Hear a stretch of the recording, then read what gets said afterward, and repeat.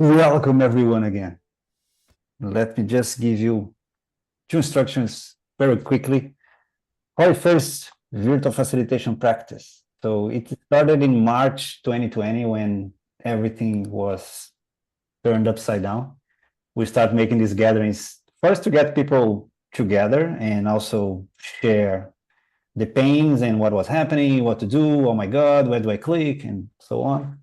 But then it became a habit. So every month we get people together and we start inviting guests, special guests, to share a practice or do an experiment. And Rosanna was with us once. I remember we did some graphic work. Anyway, we have been blessed to be with amazing people. And now it's time for Nora. So let me just put on the chat again. This is the session we came for. If you click in a link and end up here, it's not the place for you to be. Stay, because it will be amazing. Nora is a dear colleague, and we met in Ottawa, right, Nora, in immersion. It was so nice to see the community of facilitators in Ottawa. It's amazing, and you are a big part of this community, and we really admire these facilitators from all over the planet, some connected by IF, some not, but people getting facilitators together to learn and to share and to grow, it's always amazing. So that's something that makes us very connected, Nora. So thank you for coming. I will not take time from your session. We'll be together for these 90 minutes. Remember to turn off your alerts and everything that is on your screen that can take your attention. And let's go, Nora. The floor is yours. Thanks for coming. Thanks so much, Fernando, and welcome everybody. Thanks for taking some time to connect in this space. We'll have an opportunity in the next 80 minutes or so. I'll share some ideas and thoughts that hopefully spark some additional thoughts from you, and we've got time built in for you to also share things that you do in the visual sort of practitioner space. So we'll start with just a quick reaction, either a physical thumbs up, or you can use the reactions in the Zoom or yes, no. So do you currently use visuals in your work? So thumbs up if you do, thumbs down if you don't. Yeah, so thumbs way up, way up. So we'd love to hear what are some of the things that you incorporate visuals into. So just hear from a couple of folks to get us started on things that are current best practices. Rosanna, can I put you on the spot? And then Petra. Sure. I use visuals a lot. Depending on what I'm doing, I may do it live in the session, but more often than not, I pre-do visual templates and I use them as worksheets for people to do during a session. Thank you. This is something that we're going to come back to that I've learned from Rosanna and others. Petra, you wanted to jump in, and then Shane, I'll invite if you want to jump in, and then we'll keep going. Please. I'm partially here because I want to get better at this. I definitely use like slides and try to make them amusing and interactive. But I'm coming up with something where I'm going to do a big social network webbing thing, and I would love to get good ideas about how to make some really great, it's actually going to be in real life, not virtual, but still I'd love to talk about ways to make that a great visual so you come out with something pretty at the end. Yeah, super. Thank you. Shane, do you want to jump in? Sure. Working with a lot of, I've done a lot of work with engineers, and engineers are fairly like logical people. So when we're talking about very logical things, I try to have slides, or I'm not a great drawer, so typically I'll use slides, but have very minimal on there. But what I love doing is talking about something and then putting a picture that wouldn't seem to fit, but in some weird way it does. So that it kind of like jars them just a little bit as we're talking about something pretty serious that, oh, okay, I see. And just to lighten the mood and to build that creativity.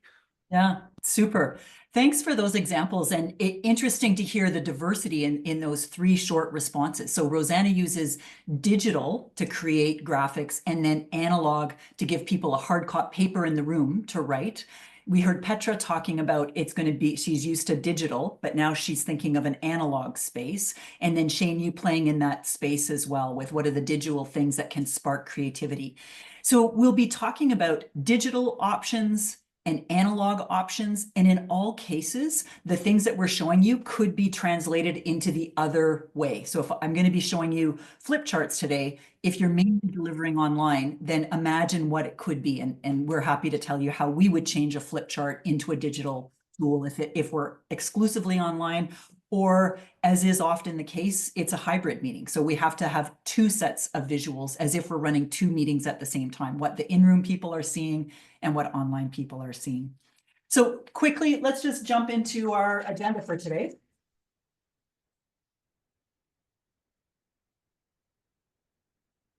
So here's what we hope to cover. I'm going to give a few sample flip charts. I'm going to be asking you, why would you use visuals? Looking for some best practices. So I've got a few things that I'll be sharing with you. And then we'll move into 3 phases of project planning. So how might you use visuals in the planning phase? How might you use it during the delivery phase? And how might you use it in the wrap-up phase? So that's our agenda for the next 80 or so minutes. So I'm going to ask my colleague, Kate Virtual, who's joining us from Montreal. She's driving the show in the background here. Thanks for joining, Kate. So if you can screen share the slides for us, please.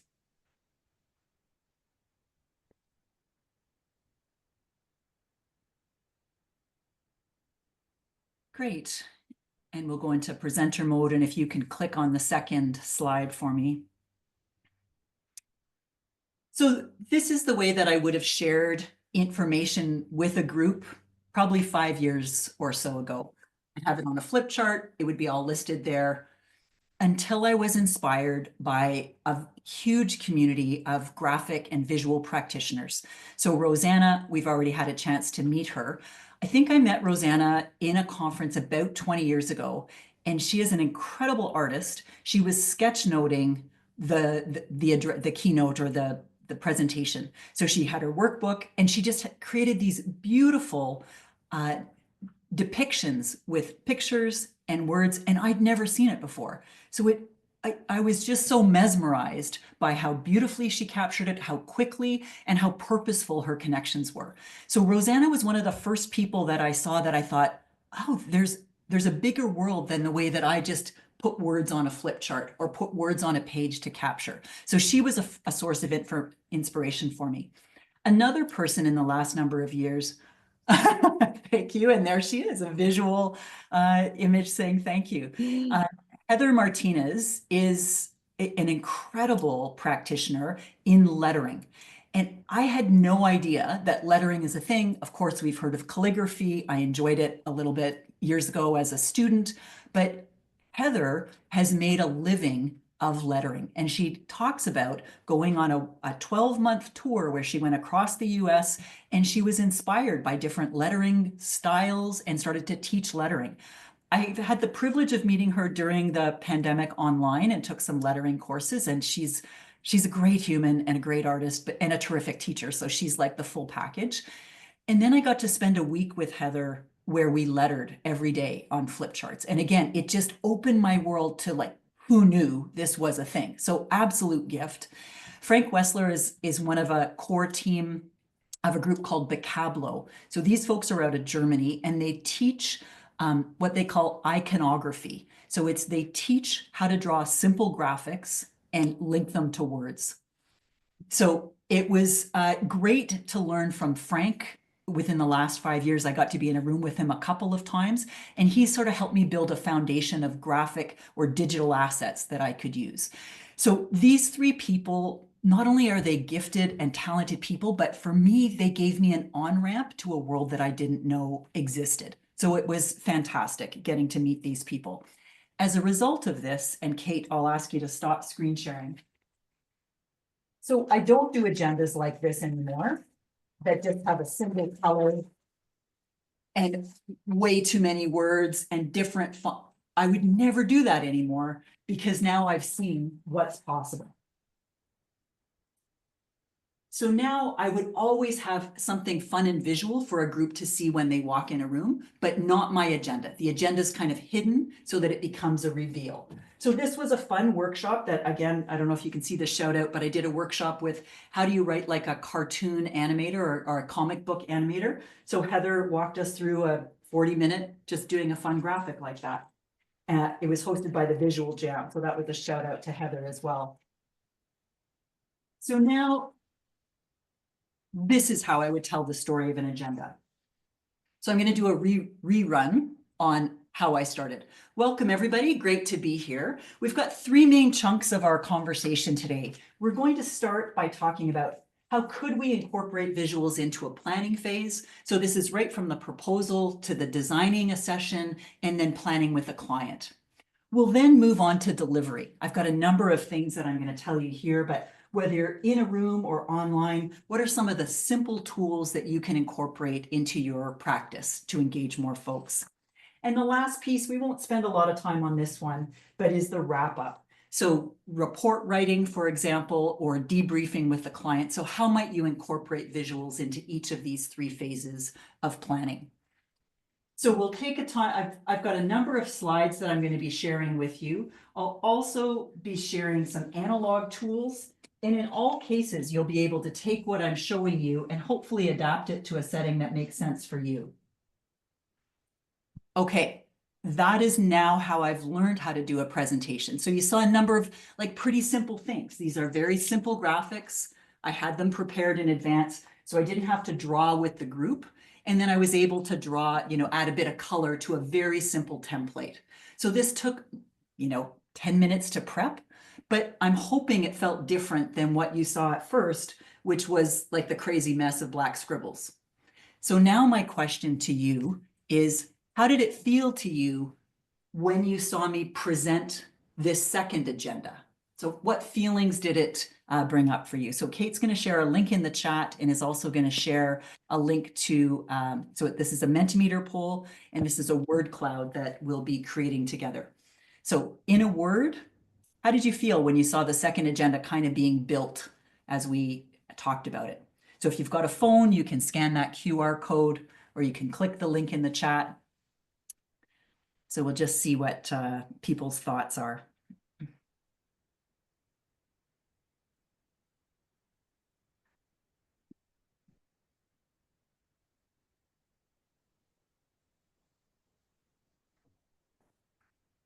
Great.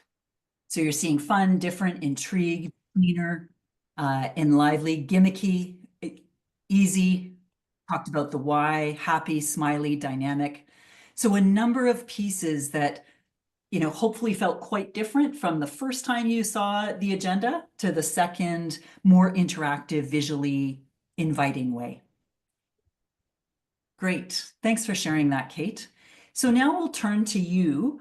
Why would you use visuals? So I just want you to think on your own for a minute. Why bother? So we're spending an hour today talking about incorporating visuals.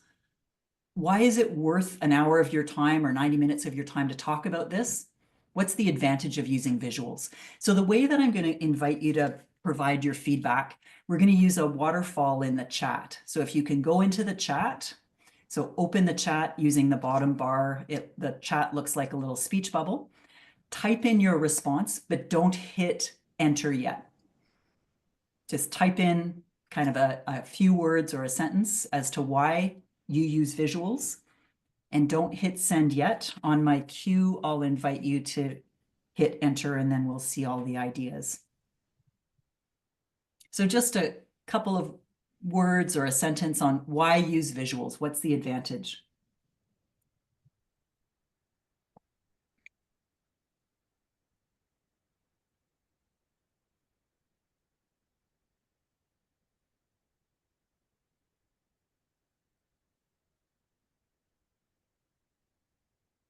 Okay, give me a thumbs up if you've entered something in the chat. A few people, let's hit enter so we'll see them all come down at the same time. Great, thanks everybody. Let's read a few of these out. So we started with to connect people. People don't like to read long content. Visuals engage a wider range. They tap into different parts of the brain. Absolutely, the neural people will tell you left and right. People feel stimulated and engaged. Text can be boring and overwhelming. Yep. Increase the attention, engagement for visual learners. making it easier to understand, connecting with the audience. So many great ideas here, capturing the attention. You want people tap into their learning styles, help the information stick. Exactly. So some things that I think of, and we'll go back to the slides, using metaphor for better learning. Thank you. That's one that we'll talk about as well today.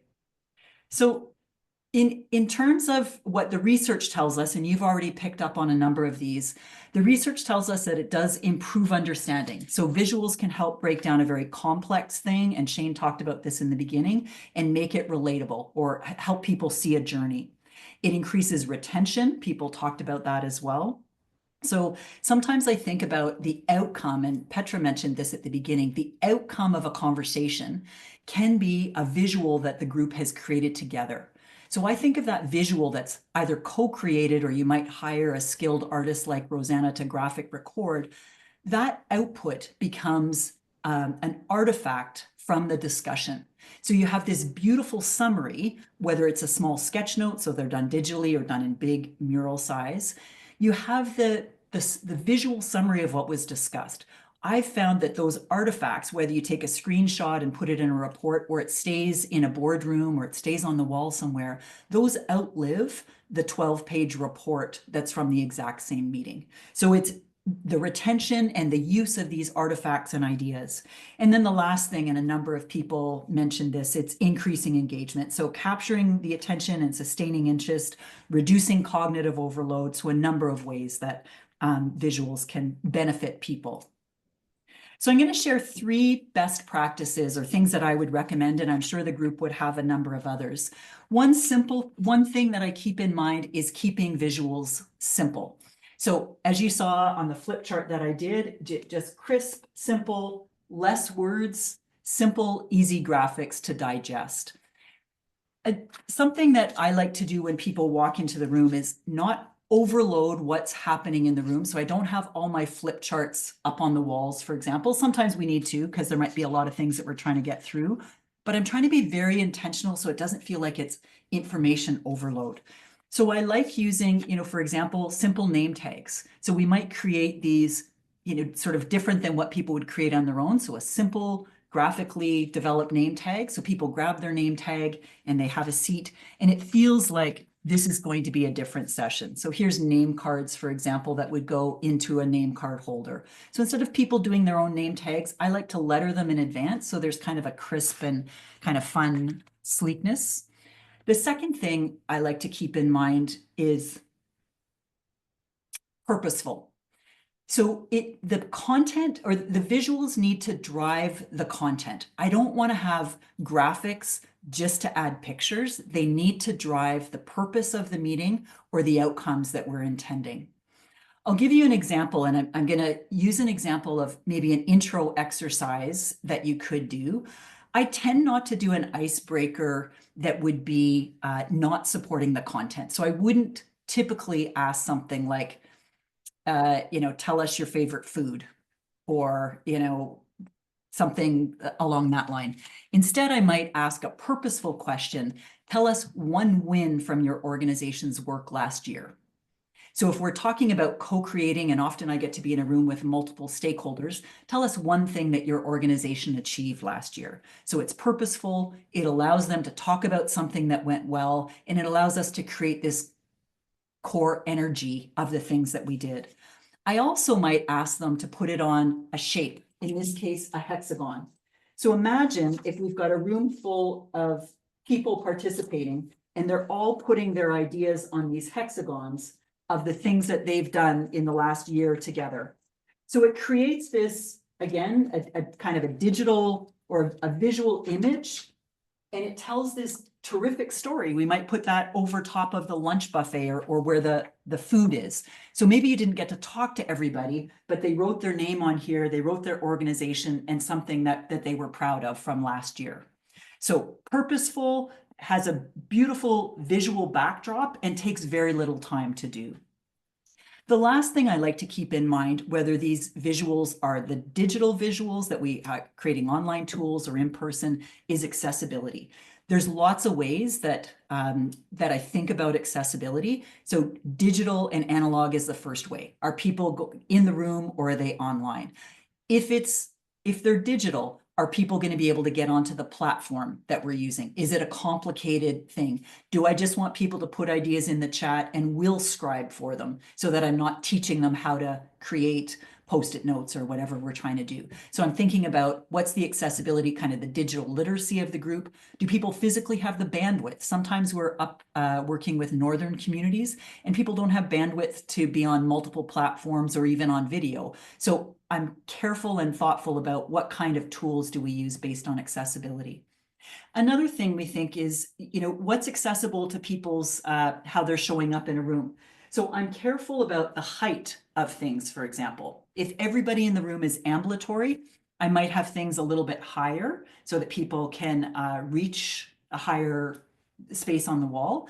If I know I'm in a room with people that are wheelchair users, then I would typically have the flip chart more at my shoulder height so that everybody can go to the flip chart and write and record things. So when people enter the room, they don't feel like, wow, this meeting, they didn't have me in mind when they set up these flip charts, for example. So again, many ways that we think about accessibility.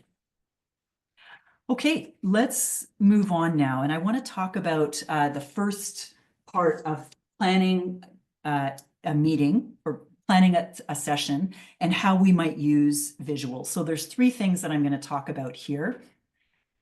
Shane, in his comment at the beginning, talked about having a graphic, or people talked about metaphor. So very simple image of this arrow with these 5 phases of a project. So this is something, for example, that we would have in a proposal. So this is for a strategic plan, for example. These are the 5 phases of our work. We would use this basic, simple metaphor of an arrow and progress at various phases in the work so that people can see, and it tells the story of progress. So the next slide, you'll see we use this visual, again, during a session. We might be presenting back to the working group saying, remember in February, we had 8 focus groups and we did a survey. So it's a simple visual that showed up in the proposal a few months ago, and now we're very purposefully using it at different phases within the session so that people like, oh yeah, I remember that arrow, I saw it. I forgot what the boxes are, but now that I see it again. So it very quickly gives a callback to the content that we've created with people.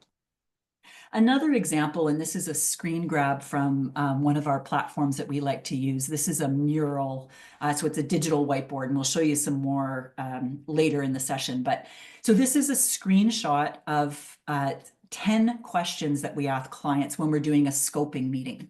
So what's the purpose? What's the product? What are the presentations? So we would share the list of questions with the client in advance. We would build this digital whiteboard with our headings, and then we would populate it. So Kate's going to show here what it would look like while we're talking to the client. Sometimes I'm screen sharing at the same time we're talking. Sometimes I'm scribing in the background and I wait till the end of the conversation with the client and I screen share as a way of summarizing what I heard and saw. So you can just click through those if you want, Kate. So again, we're using color intentionally so that people can kind of capture the ideas. They know if it's under the product or under presentations. So very simple way for the client and for our facilitation team to say, this is what we're hearing. Are we correct? Is there anything that we missed or anything else that you'd like to add? So if it becomes a simple backdrop, again, instead of us sharing our scribbly notes, which we're trying to type quickly, even if we're using an AI note taker, we can't keep up to all the content, but these slides kind of give us the high level of here's what we said we were going to do. Thanks, Kate. So I'm just going to go back to analog for a moment and go back to the example that we talked about a couple of minutes ago with the process arrow. So this is that same meeting where we had a process arrow. Here's the 5 steps of our strat plan. This is a university setting that I'm going to be telling you about. So they'd seen our process arrow in the proposal. They'd seen it in a digital planning meeting. And then we went into the dean's office and we planned what the stakeholder engagement looked like. So this was on a tabletop, but for the purpose of today, I'm just taping it up to my whiteboard here. So these are the 5 steps. And we wanted to talk about this stakeholder engagement step. So we had agreed in the proposal that there were going to be 3 elements. There were going to be focus groups, surveys, and interviews. So we put those out on a table, and then we had pre-populated all of the potential people that they wanted to communicate with. So we had faculty, governance committees, we had staff, we weren't sure if we wanted donors, we had alumni, and we could very quickly, sort all of these ideas into the correct headings. Is this somebody we wanted to survey?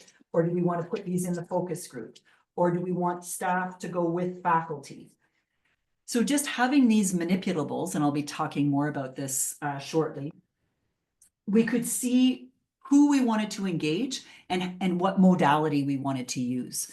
We also had some blanks with us so that if there were other ideas that we hadn't talked about, what about our grad students? We put that on a sheet and could add it to this idea.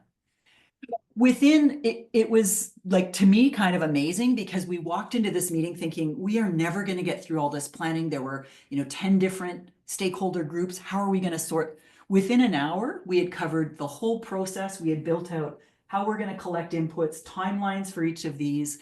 And I believe it's because we had visuals prepped in advance that we could very quickly see it and be like, oh no, I think we should do those with those. Oh, that's too, we're over budget with the focus groups. We're going to change that person to a survey, for example. So very useful way to do planning. So I'm going to pause there and see if anybody has any thoughts or reflections. So in the planning phase of your work, are there things that you do that incorporate visuals? Any thoughts that people want to share?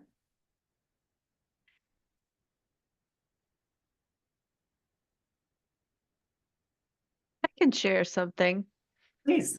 Hi, I'm Allison. So I work in clinical research, and one of the things that my team does, well, we do site training. And so for whenever working on a study, we do a training needs assessment before we determine. And we had a small committee that created this amazing digital, most of our work's online, digital visual. We used Lucid Spark as our whiteboard. And it was there. It had like all the different steps, and it had these great,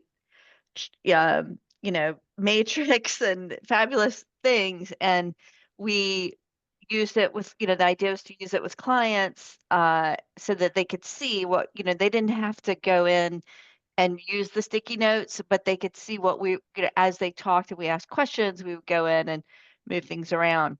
Unfortunately, we are no longer using it because on our team, the people who are responsible for running that training needs assessment, which is not just 1 or 2 people, it's like 8 different people for their study, we're not all comfortable using the digital platform. And so several of them said, I don't want to use it.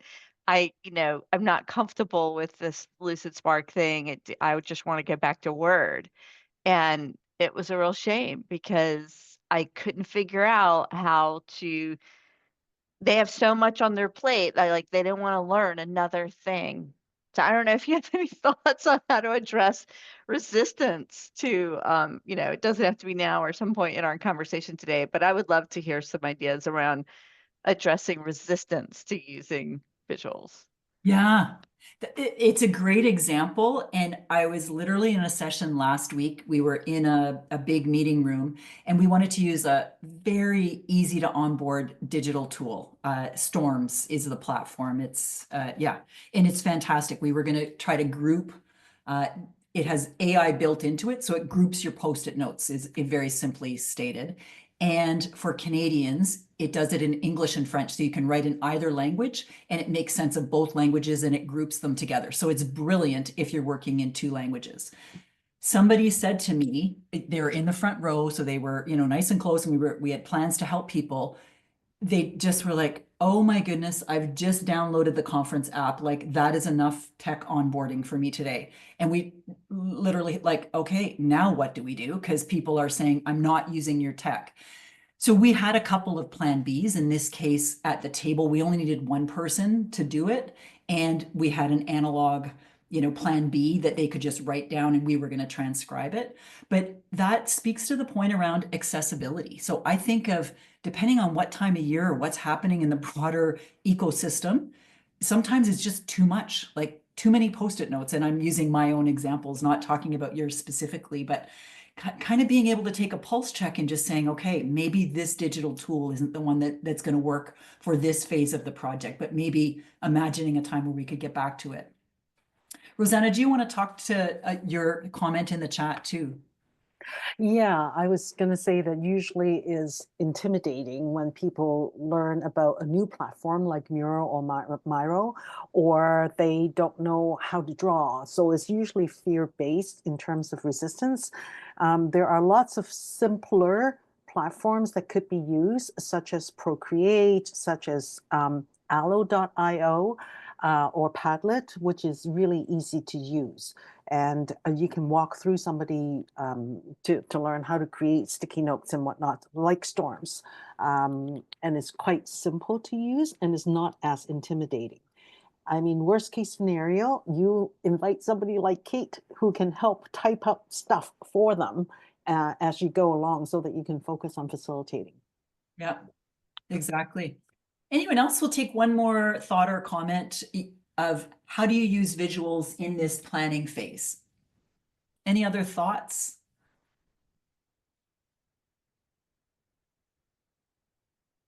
Okay, so we can jump back if there's other ideas that come along, but let's move on to delivery. So I've got about 10 minutes of thoughts here, and then we'll invite you into breakout rooms to talk about what are the things that you use in the delivery phase that have worked, or any ideas that come to mind after hearing some of the delivery suggestions.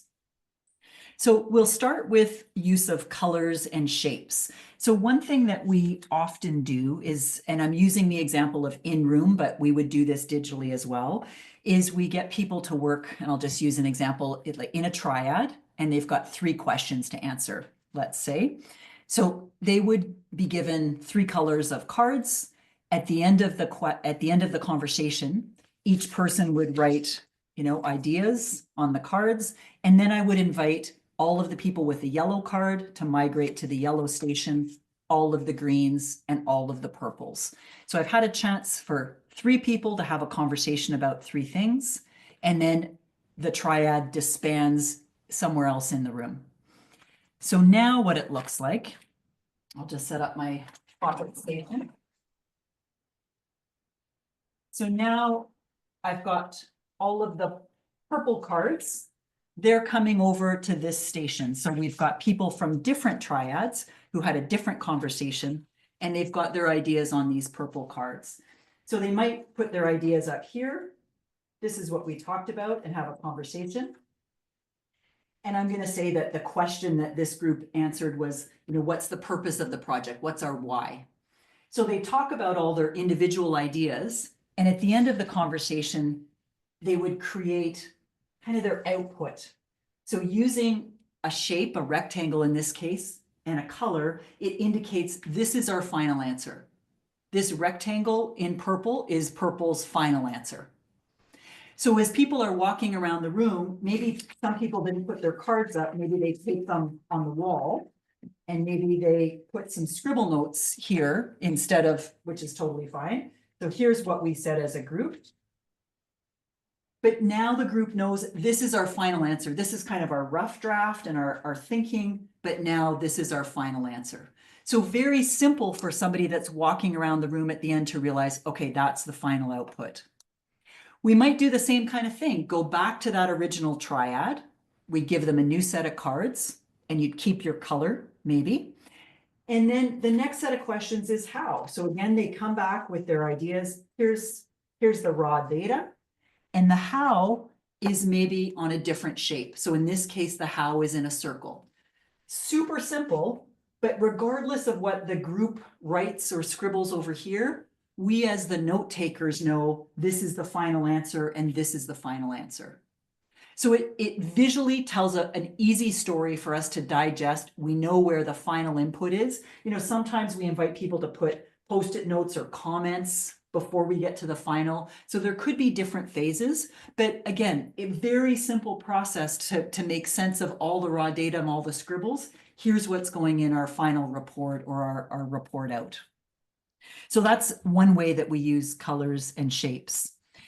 I've talked to you about flip charts and kind of the reveal idea. So this is huge to us because we don't want to overstimulate people when they walk in a space. We often have some kind of a welcome flip chart that covers the ideas. So in this case, this might be our welcome. So people are seeing something that's kind of visually appealing, but then what comes under it is really our content. So the next thing I want to talk to you about is manipulatables. So there's a number of things here that'll just give you a sense of the kinds of things that we've done with manipulatables, and hopefully it sparks some ideas. So when we're doing a planning session and maybe groups are talking about budgeting, we might have a cutout of dollar signs and they can write on, what's the budget implication of this project or this idea. So having a simple pre-prepared set of dollars has been useful for groups. Also, if we're trying to schedule or sequence something, having little calendar icons, so 2026 or 2030. This was for a group that was working in Olympic cycles, for example, so knowing what's our time frame. So they identified what were some targets, and then they taped this to this is a 2026 target, or this is a 2030 target. So again, a really simple way that the group could kind of ideate and identify some timelines based on those visuals.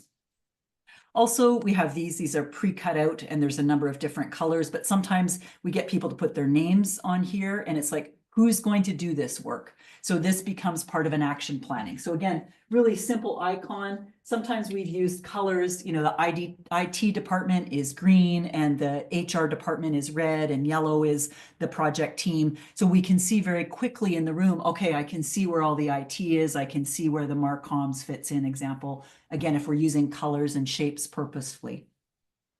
We also might want to have something simple. Again, this is just a simple way to indicate what's my preferred option. So a group might have a star that they put on a brainstorm list of this is our top idea. Another, again, simple might be the group is ideating on a flip chart. And at the end of the conversation, they're identifying what's our top 3 ideas here based on what we talked about. So again, we would see all of these ideas generated in the room and a very quick way to sequence or give priorities. This was a really simple one. It's just an arrow on a circle you can see. A client had a ton of things in a strategic plan, and we were realizing it's just too many things. So we printed one of these little arrows for each idea. And what the group needed to do is they needed to prioritize. Is this a high priority or a medium priority or a low priority? So with one simple icon like this that was cut out, we had them all taped at the bottom of the different flip charts. They could indicate priority level. And, we sort of set some rules around, we could only have 2 highs and 3 lows or whatever it was. But again, very quickly, we could see what are the highs on each of the topics. Sometimes it's, what didn't go so well. So the group might be identifying, here's all the things that we did that worked well. Let's talk about the 2 that didn't go so well. So just again, a simple way to graphically depict that idea. I think that's all the things you can't imagine how much crap I've got on my desk as I was preparing for this. So I'm just looking through this heap of things to make sure. And other times it could be just a real simple, like, here's a new idea and something that we want to explore more, or that could be a column as well. So that's our manipulatables. Let's talk about, oh yeah, please, Shane.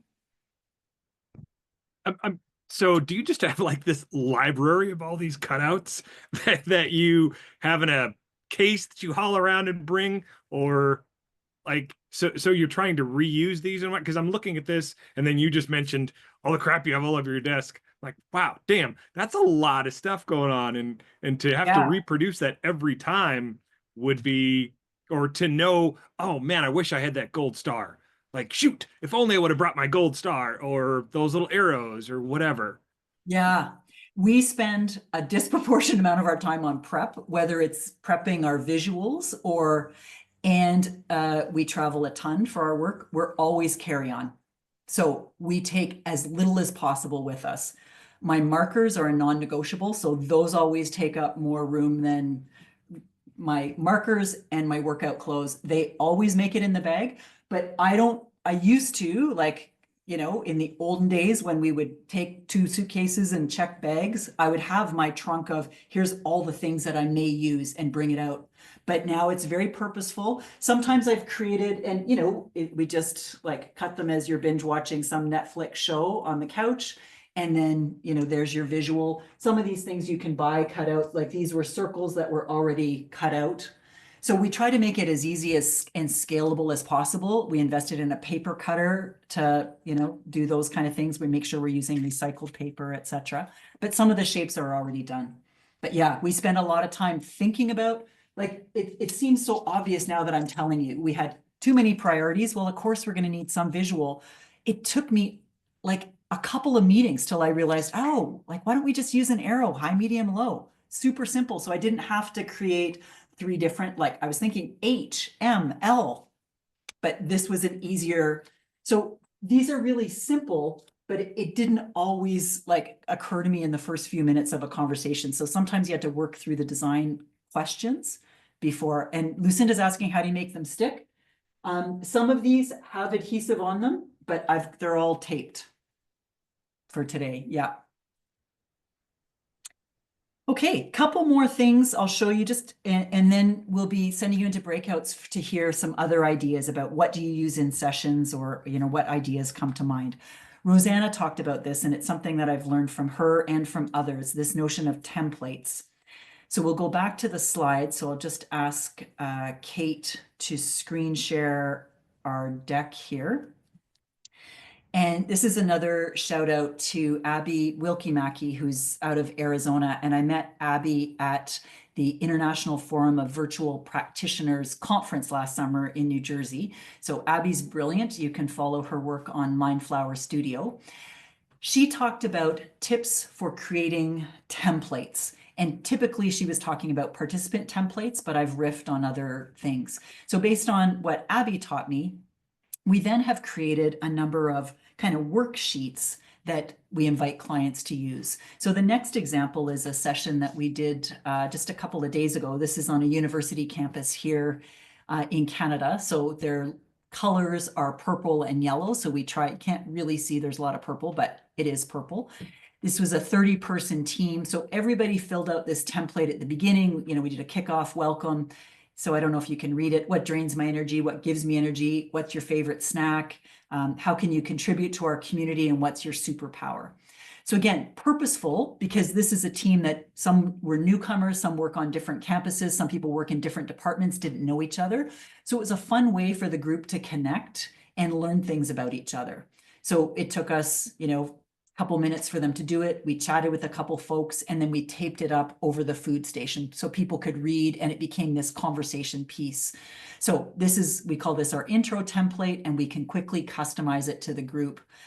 As Rosanna taught me, we use a digital system called Procreate to design these simple templates. Another one I'll give you, and this is way more content than we usually do, but this next example is from a presentation that I did. A client hired us to talk about how do they improve their presentations. So we had 4 hours to work with a group of 30, and we had 3 big concepts. It was about telling your story, the level of detail, and kind of the number 3 was presenting. So it was visuals and delivery. So we basically gave them the cheat sheet at the very beginning. They came in, they had all the content sitting in front of them, so they could take notes if they wished on what we were going to hear about. We gave them, some people wanted a second one, so they had a clean one, and then the one that they took notes on. But we wanted to let the learners kind of engage with the content and be able to go back and build on the things that we had talked about from earlier in the presentation. You know, when we were using the telling your story, what, so what, now what, we had slides that kind of partnered with this and told a bigger story than the simple one-page template. But we've got some really good feedback on people having, even some people that are digital, they'll take a photo of this analog template on their iPad and, you know, kind of digitally write notes. But we've gotten a lot of good feedback on these templates that we use. And one more thing that I want to talk about before we send you to breakouts, and this is one that I just saw online, I think yesterday, and I just thought it was so brilliant and so timely. So this is somebody else that I would add to my list of who inspires me. So Lita Curry, she's a South African. Again, I met her last summer at a conference, and she's hosting a graphic facilitation conference in South Africa in 2026. So this was a graphic that she posted, and super fun to follow her on LinkedIn because she has so many good ideas. But I love this checkout. It uses a very simple visual template that would not be hard to draw, squares and circles. And then it was purposeful because you roll a die on your table, and whatever number you come up with, that's your question that you ask. So it wouldn't have felt boring being in the room because you'd hear a lot of different answers, and it was engaging and used a simple visual. So we have a number of visual kind of flip chart templates that we use, but I just thought Lita's was so awesome. I wanted to share it. So we'll stop there in terms of the slides. And I mentioned to you that I was going to invite you to head into breakout rooms, but we won't take tons of time. Do you want to just chat for maybe 6 or 7 minutes in a breakout? Does that work for folks? Chat about, any thoughts that you've got. We've covered 2 things. So we've covered, I have it in front of me, the planning phase and the delivery phase. So the question here, and Kate will put it in the chat, it's, what are the tools that you use specifically in this delivery phase? What are the visual tools that you use to enhance delivery? So let's set the time, Kate, for let's say 6 minutes, and then we'll invite folks to come back with any suggestions.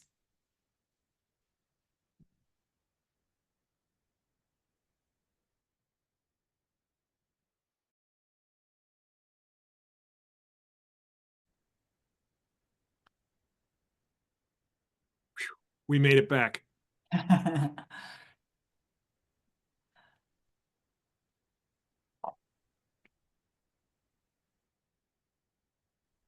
Welcome back, everybody. So we'd love to hear some thoughts if you want to share anything that you chatted about. Can we start with breakout room number 4? So this was Deidre, Lucinda, and Rosanna. Anything that you talked about that you want to share back with the group? Well, Rosanna was amazing because she gave some ideas on how to source shapes without breaking the bank. That's great. So that was really like super practical, right? Like just amazing. Yeah. So thank you, Rosanna, for that. Really appreciate it. Yeah. And what is it? What's the secret? We all need the dealer. Oh no, you had to be in our breakout room. Do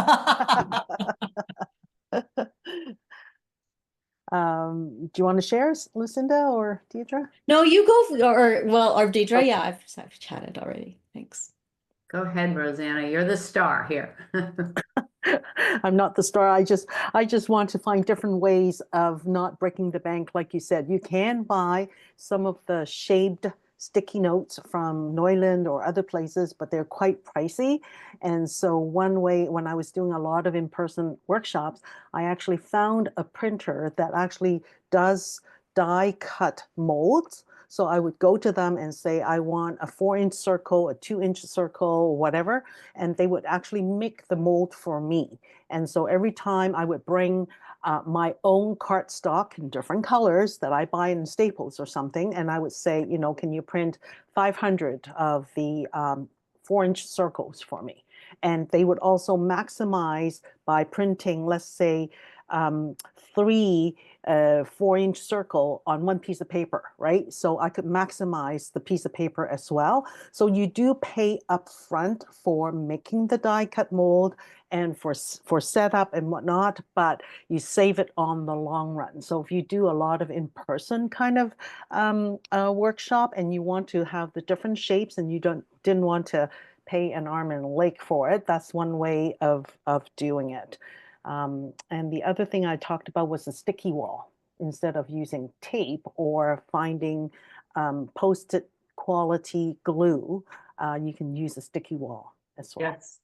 Yes, thank you. And Fernando in the chat put Neuland.com. So that's a German company that has brilliant materials. So markers that are refillable. I've had some of my markers for over 15 years because you can refill them, you can replace the nibs. They're beautiful to work with. And this was one of the things, again, I talked about who are the people that inspire me. So it's people that taught me about these great tools and how to use them properly and take care of them. I've got a drawer where they're all stored, you know, tipped down. But Neuland is where I got some of these shapes, and I treat them like gold. So it's if you've ever been in a room with me and I'm using my Neuland shapes, it means I like the client. That's just Let's hear from room 3. So Jill, Lori, and Rosemary, any thoughts or things that you chatted about that you'd like to bring back?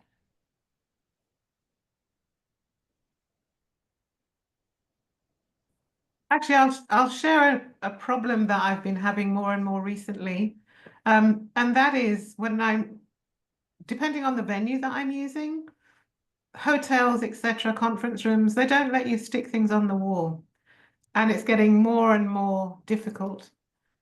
Because we were actually talking about sticky walls and stuff like that. And so what I've ended up doing is asking clients to supply like 6 easels, and like I'll use them as a, but it's actually getting more and more difficult. That was one of the issues. So if anybody has any way around that, that would be really useful. Yeah. And Jill, the other observation that we're experiencing frequently, so not only can you not post on the walls, sometimes if you're in a museum or a golf, they won't even let you post on the windows. And it's like, really, would you people get over yourselves? So like nothing on the walls. So sometimes we're using floor and we're putting cards down depending on the space.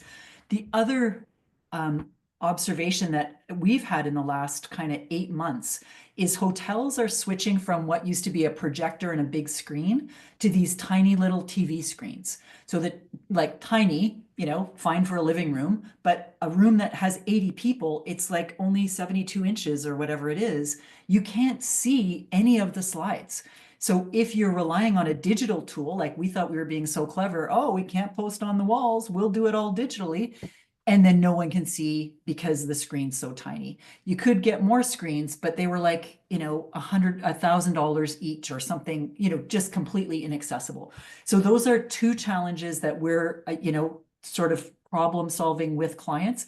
We travel with our flip charts if we're in the city. We, take them on the train with us or whatever. But the other challenge, Jill, just to build, sometimes we ask client, we're traveling, please provide a flip chart stand for us. And they provide this, I don't know what they think we have in mind. This is what I have in mind, something with a hard back. It's just like these 3 little crickety legs that you're supposed to, like, what? I'm not looking for a tripod. I'm looking for a flip chart stand. So that's a challenge when you've got a whole process where you've got 6 groups that need to write and you can't write on them. Yeah, I'm feeling your pain. Arena, Petra, and Shane in room 2. Any thoughts to share? That's smart, Rosanna. Foam core. Shane told us about using Play-Doh, which is a little bit different than what we're talking about, but still I thought was a really fun idea. Yeah. Yeah, I love the idea of different modalities and making it engaging. Some people have, pipe cleaners or fidgets on a table as well. Like there's a whole kind of Lego serious play is a way to engage Lego. We did a great session with our colleagues in Ottawa a few months ago with Playmobil, and that as the tool that they used, to tell stories, and it was a really cool thing. Yeah, Lori's saying turn a table on its side and place it on another table to create a wall. We did that with Fernando when he was in Ottawa at a beautiful gallery that wouldn't let him put anything on his walls. Allison talking about the We Connect and We Engage cards. Yeah, fantastic. They're great little from Chad Littlefield.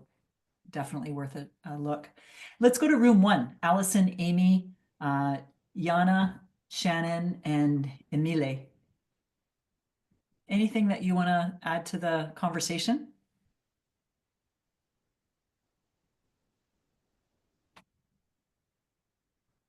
So we've heard in the chat, and Allison shared a beautiful whiteboard that's not being used anymore.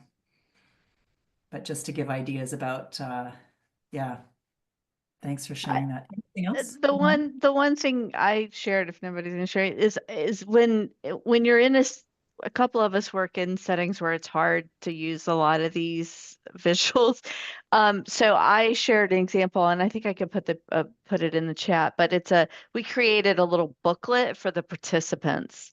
And so it had, because it's clinical trials and everybody's doctors, nurses, and they tend to be stodgy, but basically it had visuals in there like where they could doodle with permission, right? Where they could do little crossword puzzles or little quizzes and take notes, and also answer some of those questions like the check-in questions at the end, and we called it a reflection. And so that actually has gone over really well in the stiff settings that I work in.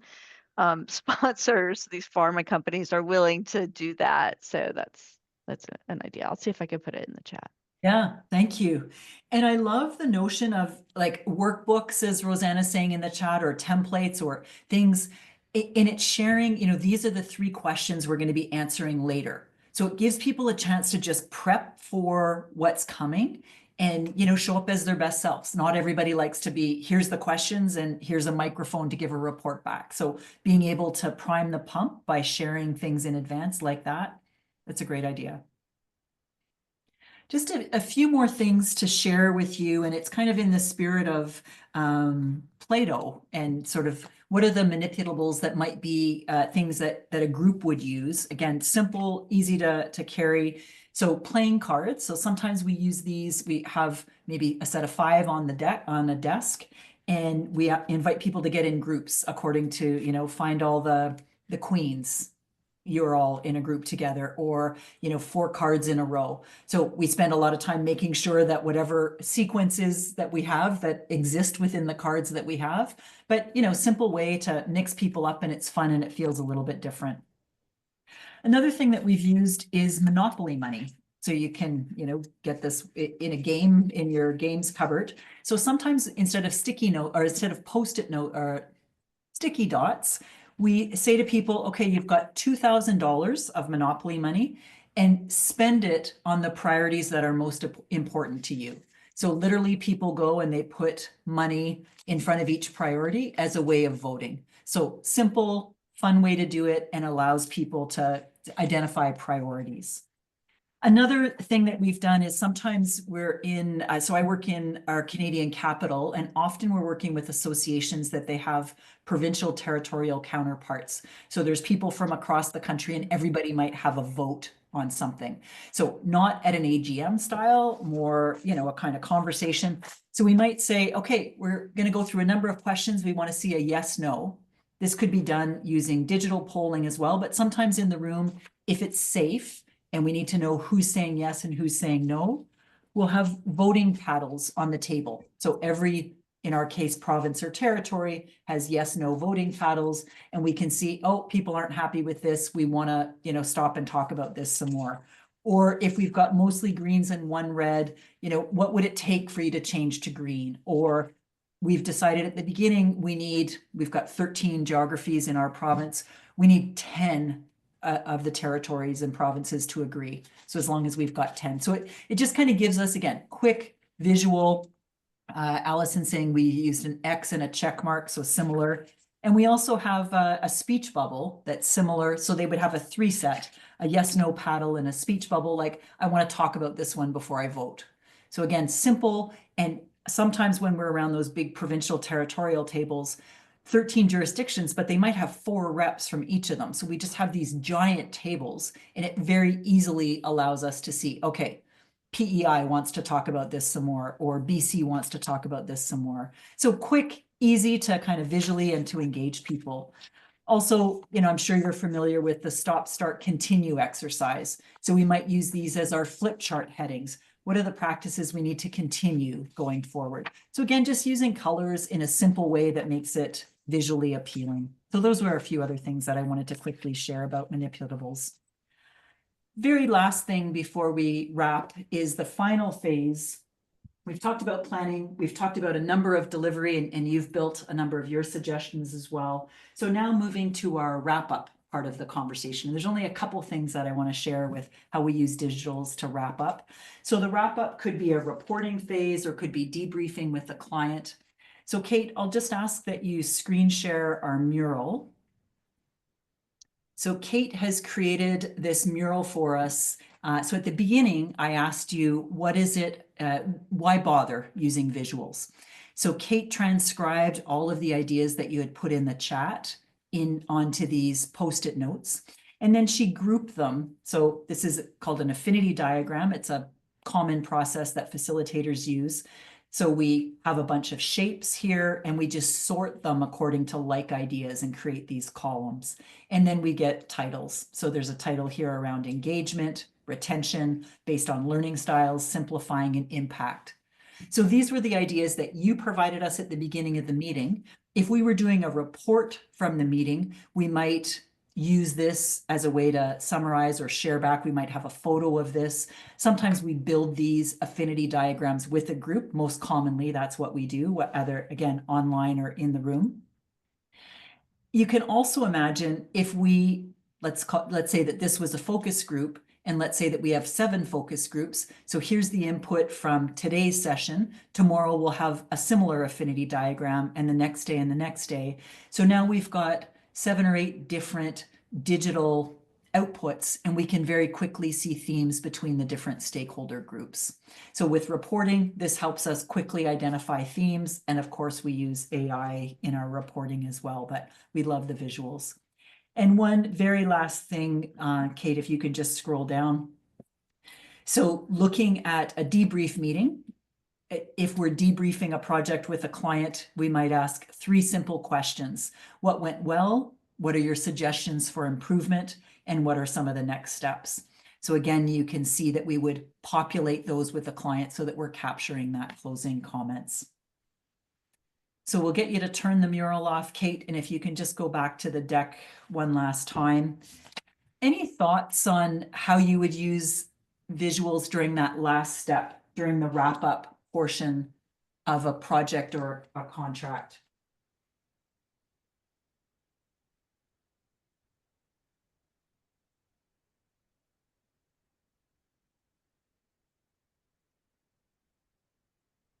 So I'd love to stay connected online. This is the link to my LinkedIn, a number of things that I've talked about today. I do a video every Tuesday that's released and share some other tips and things. Sometimes it's visuals, it's often facilitation based. And the angst that I'm having with hotels and their small TV screens these days is part of what I'm talking about. So Kate, you can stop screen sharing there. So that's a wrap for me. I know for Nando, you wanted a few minutes to close the meeting. Oh, and Jana's saying put the link into the chat as she missed the QR code. So you can just invite me to connect online to Nora Sheffe or follow us. Sheffe Consulting is the name of our firm. I'll put that in the chat. Final thoughts or comments before we turn to Fernando to close?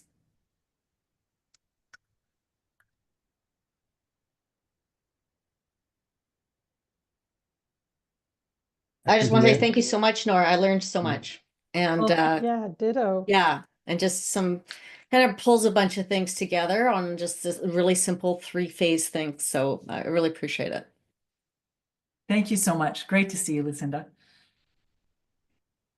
Thank you. Oh, I'm glad to hear it, Jill.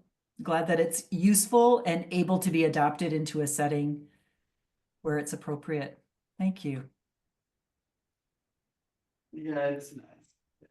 Yeah, one thing I will ask people to do is the same exercise, the waterfall, but more specific. What was valuable to you from today's gathering?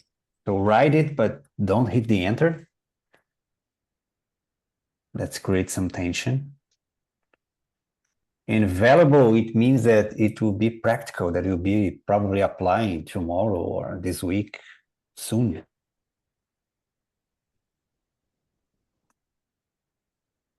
I will answer as well.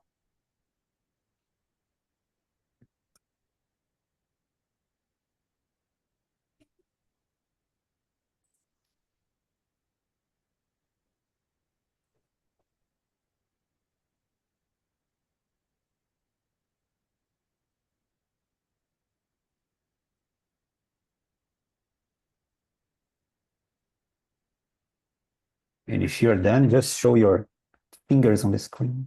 to put some pressure. Make it closer to the camera. You see all the difference here and here. It's quite different. Okay, so let's count from 3 to 1 and then you hit enter. 3, 2, 1.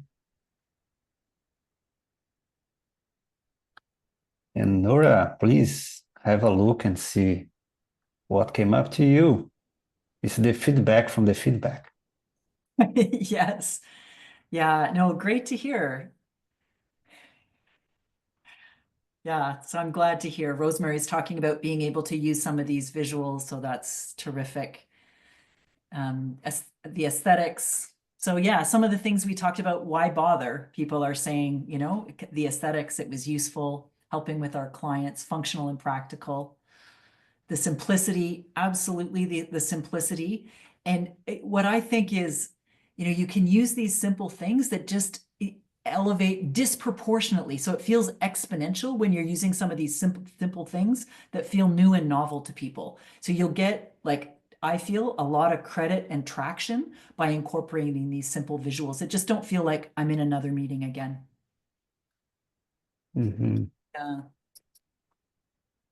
Yeah, prompt thinking, learning about online tools, way to create engaging things. It's great.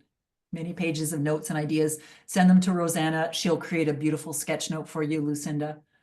And a teacher supply store. Yes, absolutely. Yeah. Great. Yeah, we still have some minutes, so I'm curious if anyone has a question for Nora.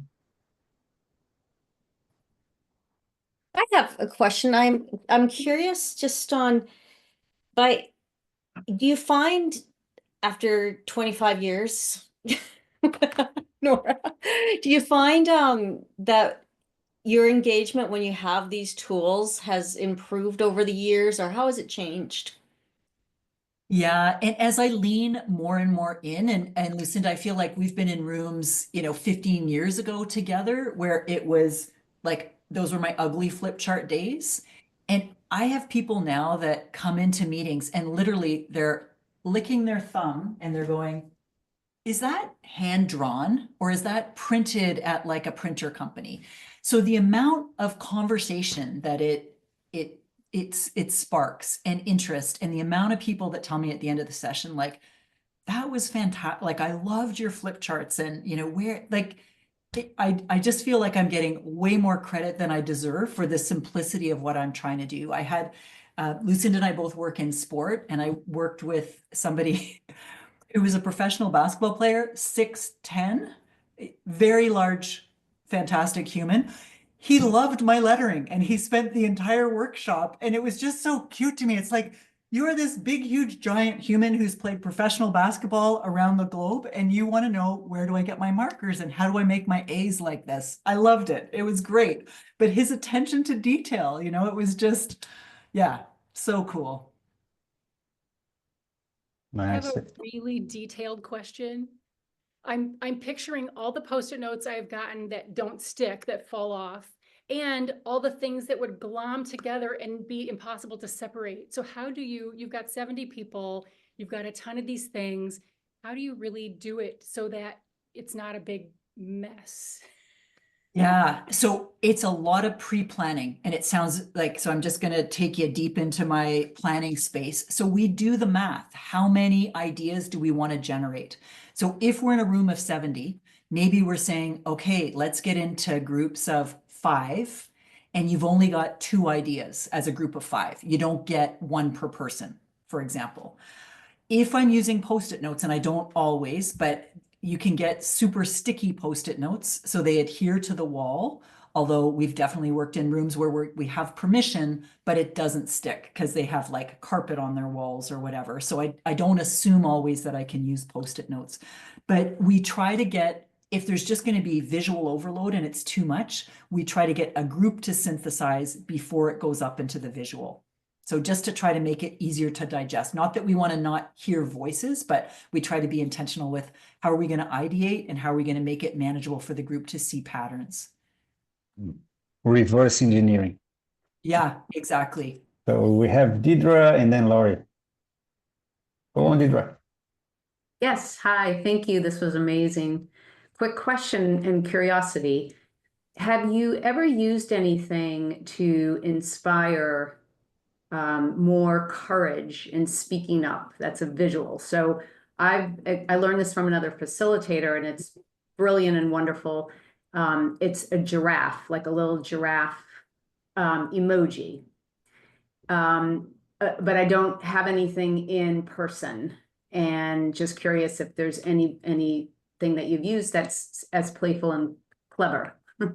Yes, thank you for naming the giraffe, because I've seen this online, and I don't know if it was you. It could be a person. So they purchase these little giraffes, and the icon, the meaning was, I'm willing to stick my neck out. So they had a bowl of giraffes, and they made it like a fun thing. And if people, they would take a giraffe and they would stick their neck out, and they would, keep it as their piece. Another, Chris McGough, I think is his name. He talks about this like simple concentric circles. So the center is kind of our safe comfort zone. Then it's getting a bit more risky. Then it's kind of being, further out there and more daring and sticking your neck out. He describes those as red dot moments, where we're willing to kind of put our guard down and use a red dot moment. Probably if you Google red dot, you'd be able to see the link to him.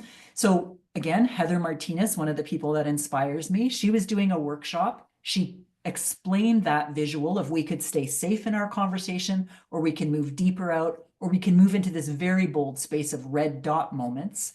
And people had their paddles, and they would say, I'm just going to red dot. So they normalized taking risks and stepping into a space with, kind of a simple piece. So never putting people on the, okay, everyone has to say something that's way out there and past the red dot. That would maybe not be as effective as let people lean in, and a couple of the extroverts get the ball rolling, and then others maybe would join in that red dot space. But yeah, thanks for that reminder about the giraffes. That's such a cool idea. I love Lori. that. Thank you. Laurie. So if I'm looking to start into the whole drawing visuals piece, and so I'm seeking your thoughts on where would you recommend someone start when they're just venturing down that path? I'm gonna invite my friend Rosanna, who's miles ahead. I've got an answer, but Rosanna, what would you suggest? I think Vocablo is doing online workshops now where it's easily accessible, and they do very simple graphics to help people that are starting out. And they also have icon libraries that you can buy to help you remember how to draw something 3 different ways, for example, so and I also do my own icon. I did my own icon library when I first started. So every time I didn't know how to draw something, I would put it in this little book that I carry around. So that's one idea. Yeah, thank you. And Fernando put it in the chat, and so did I. And that would have been my recommendation. So I was curious if that was your first step. I would say that me attending a Vocablo workshop was really game-changing for me, because they broke down the simplicity of, here's how you construct basic lines, like simple things like putting a container around your title and putting a container around, it just pulls the whole image together. So, brilliant sort of visual thinkers that broke it down into a way that made it accessible for me, who had never been in that space. So people are asking for a link. Jill Greenbaum, if you're in the US, is a Vocablo trainer. I'm just going to put her name. She's also someone who's very inspirational, but fantastic instructor as well. Jill, is it Chambers, Rosanna? Who's our Canadian in Calgary? She's also a Jill. I forget her last name. Langer. Langer. Yeah. Langer. Yeah, but if you go onto the Vocablo website, and that's a made up German, it's not a German word, it's a made up word. But they have workshops around the world, and you can do online, and there's different ways, but it really made a difference for me, and sort of figuring out early on in my using more visuals. Yeah, and Rosanna's putting a link in the chat to another great book. Should be IAF, not OAF. Okay, thank you. And there is also the festival, right, Rosanna? The International Festival, what is the name? IFV something? So I'll put it in the chat, International IFVP? Association Oh, of IFBP, yeah. Facilitators. So this is a group of people, some of them make their living as graphic recorders, and their skills are just outstanding. If you've ever seen one at a conference, that they draw in real time these gorgeous depictions. So they've got an international organization and they do workshops. It's very accessible. And I've also found, I'm certainly not a graphic facilitator, but it's a very welcoming community, and people were happy to have me, like my little, like, oh, I do a circle, and they're drawing this gorgeous, hang on the National Gallery wall kind of thing. But they teach you their tricks about various things. So it was cool. Yeah, what I liked about your work, Nora, is that you simplified a very broad practice and turn it very practical, so everyone can try and make a better practice with your visuals. So yeah, thank you for bringing your genius. Yeah, thank you so much. Somebody mentioned, different spaces, and I get to work with PhDs and with medical doctors and surgeons, and like literally we work with nuclear physicists, and we use these in we work in spaces where people are experiencing food insecurity or being underhoused. So we work with a full gamut of people, and in our experience, the visuals are appealing to a wide range of people. We try to be respectful, like culturally, we sometimes we step in things that we don't realize. So we learn by face planting in front of a group, but generally speaking, people are very interested in using these simple tools so I hope your experience is the same, that you can have some fun with it and some levity, and then drive your results more purposefully as a result of visuals. So again, thanks everybody. It was great to spend some time together. Yeah, thank you, Nora. Thank you everybody for coming. Next month we have another gathering for practicing design, and we'll be experimenting something live. And I hope you connect with each other. Like Lori, are you in Whistler, right? Lucinda, I'm in Whistler, yeah. You're in Whistler. Yeah, Rosanna is on the other side of the ocean over there. So we can get everybody connected. Hope to see you again. I wanna get in touch with Rosanna's printer. Yeah. might have to do a little bit of trading. Well, you'll have to find a local one, because that was a local one in Coquitlam, and it's not, I don't know if he's still there. Yeah. Okay. The more we share, the Thanks, more we everybody. grow. Bye-bye. Bye. Bye. Thanks, Thank everyone. Thank you, Nora. Thank you, Fernando. It's wonderful. Thanks, Nora. Thanks, everybody. That was really great. Nora, you're a rock star. And Yes. you've joined Fernando. you.